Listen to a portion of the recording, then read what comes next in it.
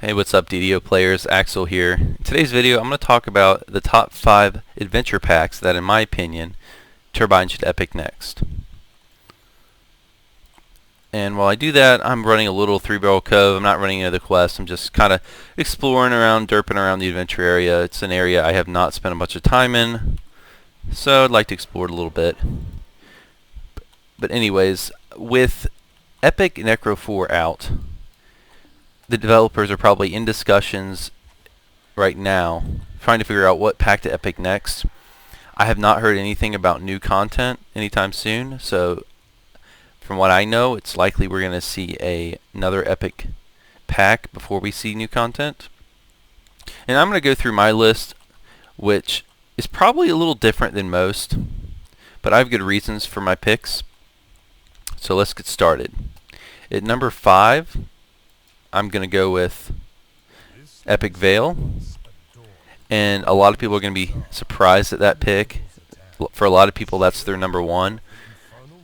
But while Shroud is definitely the best part of Veil, and Shroud is a raid that has been extremely popular, definitely the most popular raid in DDO's history, and it's a raid that used to have 2 LFMs up at all times, and was the raid at endgame for quite a while. It was the best raid for TR gear, and it's still obviously the best raid for heroic life gear. But there's a lot of bad things about Epic Veil, which is why I don't think it would make a good pack for Epic. First of all, while the Shroud is extremely popular, the quests themselves, the flagging quests, really aren't that great once you think about it. A lot of them have a lot of conditions that players hate. Let's take, for example, Coalescence Chamber. That's a quest that most players hate. Now, there's a few masochists out there who like doing that Mario stuff, but most players hate that quest. First of all, it's a lot of Mario skills. The textures are not designed well. You'll get pushed off the edges often. There's a lot of climbing involved, and most players see it as a chore. For most players, they just want to run it one time, and that's it. Just a flag for Shroud. There's other quests, like, I believe, the one with the spiders, I believe it's called Sleeping Dust Lie. That quest has an auto-fail condition, which is extremely frustrating if you bring a couple new players in there who don't know what they're doing, or if someone accidentally hits cleave, your quest can be ruined. And that's just not fun. And you've got quests like Rainbow in the Dark, where they are popular for role-playing reasons. Rainbow in the Dark has become a quest that's hard to solo because of the change to the Lantern Archons. They know to emit light, so if you're a melee, I don't know how you would solo that, because you have to carry the stick now to get light. So when you think about it, while the Shroud's awesome, the flagging quests themselves are not that great. They're not that fun. I don't think they would make great epic content. And on top of that, these are quests that have been grinded out a gazillion times by almost everybody because it's the best source of XP up there in the level 17 range. So I'm not for epicing packs that we've all played a million times, and that's why I was not a big fan of the Necro 4. While it made a decent pack, and I think the update's been well done by the developers, I'm not a fan of that pack being epic because, well, other than the fact that we've had tons of undead content, we didn't need any more, but those quests have just been grinded out so many times by players.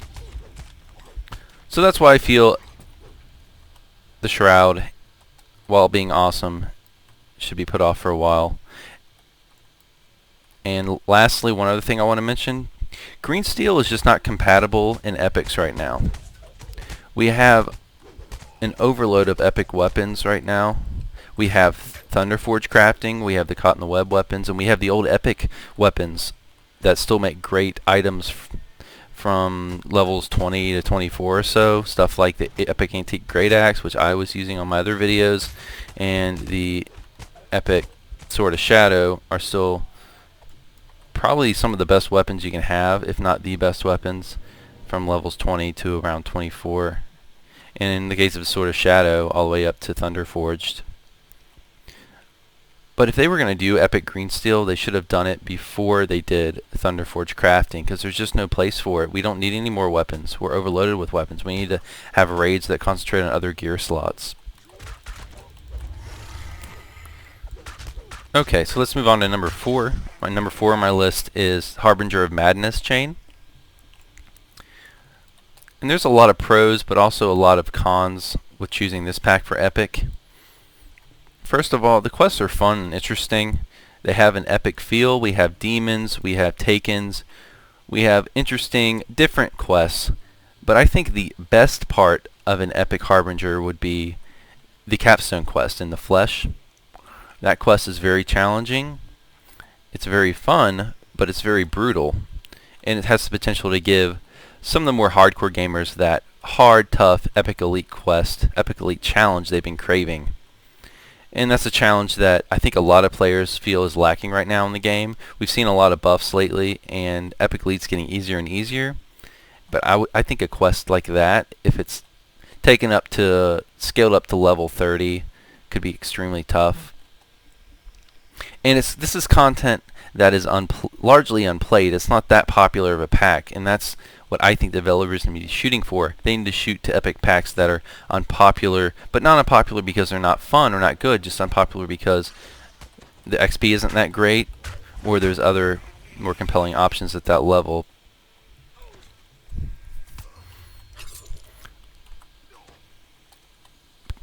The more unplayed the content is, the more new it feels. And it's nice to see quests epic that we haven't all grinded out a bazillion times, because then it feels more like new content. And that's why I liked Epic 3-Roll Cove. While these aren't the most popular quests, and a lot of people weren't very happy with the choice for Epic 3-Roll Cove, I liked it because this is a quest, a beautiful adventure area, and a beautiful quests that have been largely ignored. Not because they're particularly bad, just because the XP has been so poor. So I think Harbinger would fit that mold well. Now there's a lot of bad reasons for picking, good reasons for not picking Harbinger. First of all, there's no wilderness area at all. And they may lack a little bit of an epic feel because it doesn't even have its own area. These are harbor quests. There's no crafting system either, and there's no raid attached to this. So if they were to make a raid related to Harbinger, they would have to put in a lot of extra work because it would have to be new content. Also, these are short quests, and that's not really compatible with epics. Quests tend to get longer in this game, and these quests really weren't meant, well, I feel they weren't particularly meant to be endgame just because of the length. Okay, that's about it for Harbinger. I'm going to move on to my number 3 quest, which is the House C Secrets of the Artificer pack. Now, I think the best parts of this pack are that they're well done. They're very well designed. The graphics are pretty nice. I like the theme. It's very unique. The manufacturing theme is very different. We don't have many other packs or quests in the game that focus on constructs, and I don't think artificers are found in very many other places of the game. We fight a lot of special enemies, a lot of unique enemies in this pack. And it's a pack that has been unplayed, and like I've said in my last 2 picks on this list, that's a great thing for me to have content that, while isn't particularly terribly unfun or badly designed, just has not been grounded out by players. The less played the pack is, the more it feels like new content. Also, we already have 2 raids in this pack, so if they epic it, they could possibly give us 2 new in-game raids. And these are raids that really have not been run much at all, because the Secrets of the Artificers pack has been overlooked from the start. When it came out, it was already outdated. The crafting system was a dud. No one preferred it over Green Steel. Green Steel was more powerful, or not more powerful, it's comparable to the House C crafting, so no one really did it. So these are raids that really have never been very popular and are never run today because of the runs, how far the run is to these quests. So if they can epic these raids. And they will have to and provide a transporter somewhere so that we don't have to make all these runs more than once. I think they can be very successful. The raids themselves are very fun. They're unique. Lord of Blades is a lot of fun. I think these are raids that have a lot of potential. There's never been any compelling reason to run them. And let's think about the bad parts of House C. Like I said, the crafting system. While it's been unused, I really don't see it filling a niche either. It has the same problem as Epic Green still does. There's no place for more weapons in the game right now. We have an overload of weapons in in-game right now. We don't need another weapon crafting system at all. And that's where I think the biggest weakness for this pack comes when considering it for Epic. Okay, now I'm going to move on to my number 2 pack that I think should be Epic. And my number 1 and 2 picks are in a tier of their own. These are heads and shoulders above the last 3 I mentioned. And I think these are the 2 packs that have the best potential for Epic and can fill best fill a niche that's needed at endgame. So my number 2 is the Reaver's Reach pack. This pack is very immersive. It's in its special own, hard to get to, hard to get out of, underwater area. And all these quests have an epic feel. We have some really tough infights like in Enter the Kobold. We have some epic infights such as in Prey on the Hunter where we fight large giants and dragons. It really feels like in-game content. We've got a really hard puzzle quest in Monastery of the Scorpion. And we've got just some great overall boss fights. And as I said, the area is immersive. We have 3 different adventure areas. While neither of them's large, they're all unique. There's really no other ice type areas in the game or fire themed areas. Well, you could consider Amrath. But it's really nice the different themes they have with the 3 adventure areas. It makes the area unique. One of the biggest reasons I think this area should be considered is the Dragon Touched Armor potential. Now, Thunderforge, we do have Thunderforge armor at endgame, but it's been somewhat of a dud. Other than the heavy armor, people wear it full plate now, and just recently it's become relevant because people will wear the full plate now for the massive DR you get, but it didn't really offer anything in terms of light armor or cloth armor for casters or evasion builds, and that's why I think Dragon Touch armor can really fill a niche. It can be highly customizable. We just need a bit of an upgrade and a bit of a tweak to the drop rates because it can be hard to get exactly the ones what you want, but I think it could fill a valuable niche. Like I said, we don't need more weapon systems. We don't need more weapons. We have plenty of weapons. We need to concentrate on the other areas of our characters, the other item slots, and Dragon Touched Armor I think is a natural fit. Be a great fit at endgame. If nothing else, it could provide the kind of green steel, epic green steel equivalent except for armor. While we have too many weapon systems right now, we do have room for armor. There are some decent armor choices, but if we could craft customized armor with maybe a min-level 20, we could use it as ETR armor. Or if they want to make it in-game armor, they could do that as well. They could go either direction with it. Also, this is an area that, as I've said, is a great area, but it's not been played much by players. So if this were to be made epic, it would be almost new content for a lot of people. A lot of people don't touch the area, not particularly because it's a bad area, but because it's 1, hard to get to. 2, it's in the same level range a little bit later. It's more level 18, but it's close to the same level range as Veil, and a lot of people will just grind Veil to cap. So it competes with a lot of other popular adventure packs for time, and just because the quests are difficult, the XP is pretty good but not amazing. Because of the difficulty, the okay quest XP, and the hard to get to aspect, these quests have not been very popular. Just haven't been played much. But I don't think it's because they're bad quests. I think everyone can realize that these are great, very well designed quests, very worthy of epic. So they have an epic feel. They haven't been grinded out much by players. And another good thing is the capstone quest, Stealer of Souls. This is a quest that was originally, if you don't know, this quest was originally designed to be a raid, and for whatever reason, I don't know if it was for developer time or what, it was turned into a regular quest. But this is a quest that could very easily be turned into a raid, and I think developers should turn it into a raid. And if they do epic this pack, I think they should definitely consider turning that into the raid it was originally intended to be. And has a great boss fight. It's a little similar boss to what we might find in some of the giant hold raids, but it's still a great quest that could turn into a great raid. I think it has a lot of potential. Alright, so that's my number 2, and next I'm going to move on to my final pick and my number 1 pick, which is Devils of Shavarath, the Amarath pack. There's a lot of reasons why this should be, I don't know if it will be, but this should be the next pack that developers epic. First of all, this pack has the most epic feel of any pack in the game. Yes, that's my opinion, but I think it's an opinion shared by a lot of other players. It deals with the Angel-Devil War. It's just screams in-game. Devils are kind of in-game in D&D lore. I mean, those are some of the most powerful enemies you can face. And it has an adventure area, has a great adventure area. It's very dark. As I said, it feels very epic.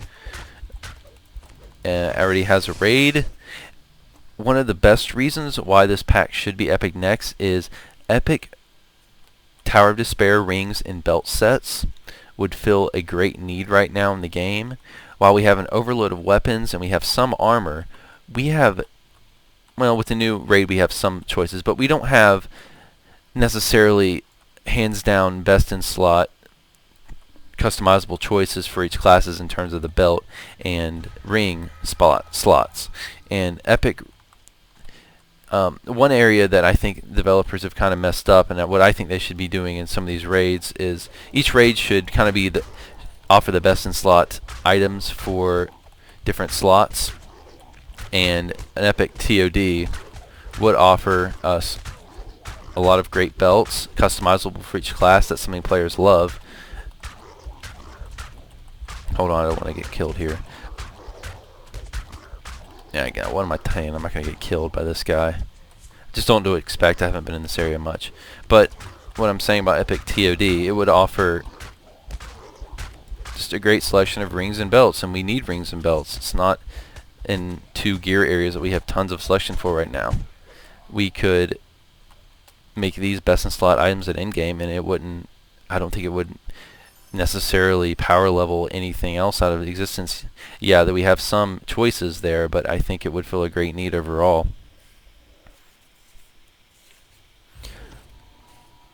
So we've got an epic feel. We have a great need for epic rings and belts. We have an awesome adventure area.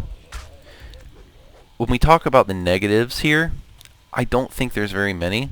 The only negative I could see about an epic TOD is that the raid has been run quite a bit by players. Epic TOD was one of the big in-game raids when the cap was 20. But on that note, we do have other areas, other storylines we could expand to with the Devil Angel Wars. If you noticed, when you go to the Tower of the 12 and initially teleport to Shavarath, it will give you the option of going to 2 different areas. I believe one is Lamina, and I don't recall the other one. But these are areas that could be adventure packs of their own. So if the developers don't want to just epify Shavarath or Amarath, they could expand into these other areas too. There's potential for multiple adventure packs and multiple expansions of this story involving the Devils and Angel War. So overall, it would just be an excellent choice, and I don't see anyone being upset about Epic Amarath. Well, thanks for listening. That about does it for my list. I'll probably have another video out this week. I want to do a general video about my character progression, also talk about a few random topics that have been going around the forums this week. So it will likely be random topics number 2. So I hope you tune into that, and see you next time.